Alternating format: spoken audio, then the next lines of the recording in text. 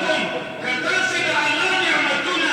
د مځکې په خزانې کې پرېښودل ما تاسې ته پیدا کړي ول ګټه کړې واخلئ برق نه لرو سړک نه لرو غریبانانو باندې مبتلا دا خو نه دي د افغانستان ملت تاسې ورسئ هلته کلو کې دا نن زه چې مدرسې نه خلاص شوم یو سپین ږیری بابا مې ولیده وړې لمسیان ورسره په دښته کې ګرځي د بوټي راشکول نو نعمت که ماتم پرېږدو رب العالمین چې الله پاک عذاب راولي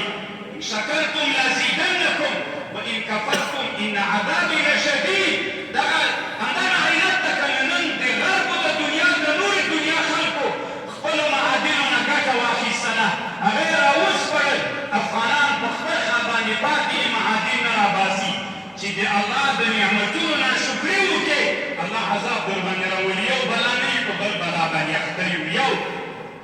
بل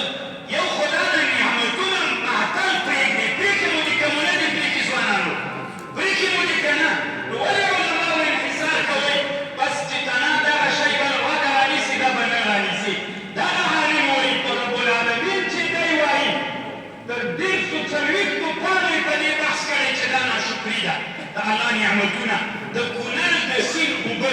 دومره ډېرې اوبه د افغانانو لپاره الله د څه شي لپاره پیدا کړي دي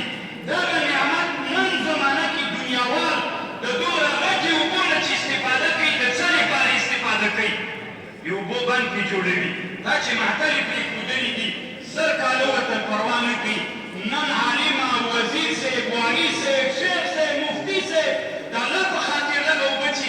همداسې ځي الله په دې غوسه کېږي ولې دې ما د نعمت نه استفاده نه کړې